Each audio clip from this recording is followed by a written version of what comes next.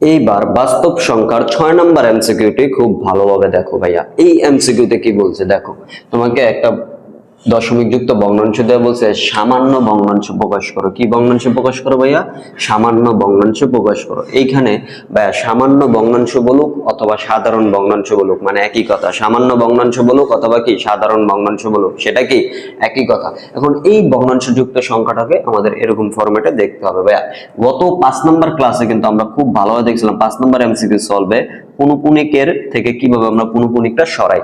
সর্বপ্রথম আমরা কি করবো ভাইয়া, পুরো যে সংখ্যাটা আছে এই সংখ্যাটা লিখবো। দেখো এই যে 32 আছে, 32 কি করবো আমরা লিখবো, রাইট রাইট। এরপরে আমাদের কাজ কি? এরপরে কাজ হলো পুনঃপুনিক যে কয়টা সংখ্যার উপর আছে, এখানে পুনঃপুনিক কয়টা সংখ্যার উপর আছে ভাইয়া? একটা সংখ্যার উপর আছে। তুমি কি করবো ভাইয়া? একটা 9 লিখবা। কি লিখবা ভাইয়া? একটা 9 লিখবো, ঠিক আছে। এরপর কি করবো ভাইয়া? দেখবো পুনঃপুনিক ছাড়া যা আছে তা বিয়োগ করবো। পুনঃপুনিক ছাড়া এখানে কি আছে ভাইয়া? পুনঃপুনিক ছাড়া আছে এখানে 3, তাহলে আমাদের বিয়োগ করতে হবে কত ভাইয়া? 3। বিয়োগ করতে কত হবে ভাইয়া? 3। এরপর দেখো তো আমরা যদি এখানে বিয়োগ করার পর ক্যালকুলেশন করি তাহলে আমরা কি পাই? তাহলে আমরা এইখানে পাই হলো মূলত এই যে 29 ডিভাইডেড বাই কি ভাইয়া পাই? 9। 29 ডিভাইডেড বাই কি ভাইয়া? 9। এটা কি আমাদের অপশনে সরাসরি আছে? না, এটা সমস্ত আকারে আছে, মানে মিশ্র আকারে আছে। এই জিনিসটা কি করব আমরা খুঁজবো।